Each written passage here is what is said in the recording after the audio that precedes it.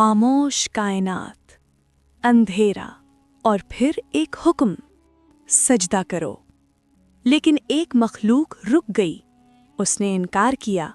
ये इनकार सिर्फ एक लम्हे का नहीं था, ये इनकार तारीख़ इंसानियत का सबसे पहला और सबसे ख़तरनाक मोड़ था। आखिर वो कौन था जिसने अल्लाह के हुक्म के सामने सर झुकाने से इनकार किया? और क्यों हज़रत आदम अलैहिस्सलाम की तख्लीक ने एक अजीम इबादत गुजार को हमेशा के लिए मरदूद बना दिया? ये है हज़रत आदम अलैहिस्सलाम और इब्लीस का वाक़या। ये वाक़या सिर्फ माजी की कहानी नहीं, ये इंसान और शैतान के दरमियान हमेशा जारी रहने वाली जंग की इब्तिदा है। कुरान मजीद में ये वाक़या बार बार बयान हुआ है ताकि इंसान समझ सके कि तकब्बुर क्या है, नाफरमानी कहाँ ले जाती है और इताअत किस तरह निजात का रास्ता बनती है। हज़रत आदम पहले इंसान, पहले नबी और इब्लीस पहला नाफरमान। आइए इस अजीम वाक़ये को कुरान और मुस्तनद इस्लामी रिवायात की रोशनी में एक दस्तावेज़ी अंदाज में समझते हैं। तख्लीक से पहले का आलम, ये वो वक्त था जब ज़मीन पर इंसान मौजूद नहीं था। फरिश्ते अल्लाह की इबादत में मसरूफ़ थे, वो कभी नाफरमानी नहीं करते थे। और उनके दरमियान एक और मखलूक थी, जिन्नात में से एक, जिसका नाम था इब्लीस। इब्लीस बहुत ज़्यादा इबादत गुजार था।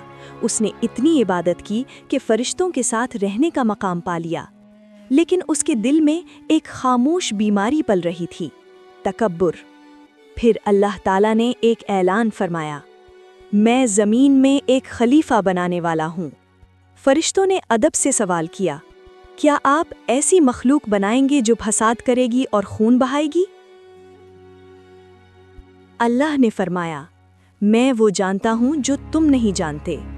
फिर मिट्टी ली गई, खुश्क मिट्टी, सियाह मिट्टी, और अल्लाह के हुक्म से हज़रत आदम अलैहिस्सलाम को तख्लीक किया गया।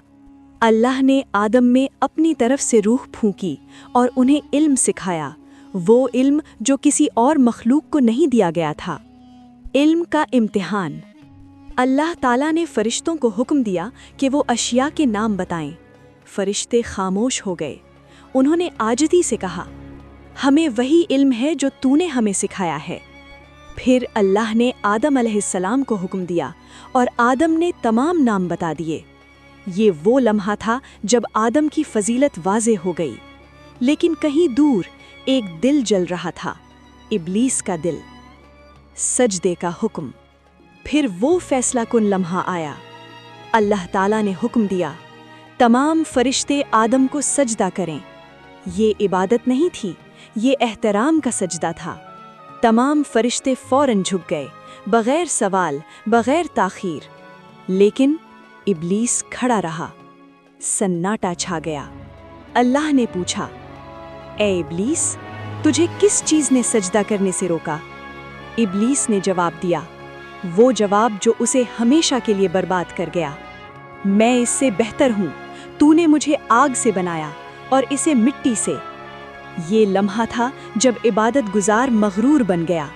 ये वो लम्हा था जब तकब्बुर इताअत पर गालिब आ गया।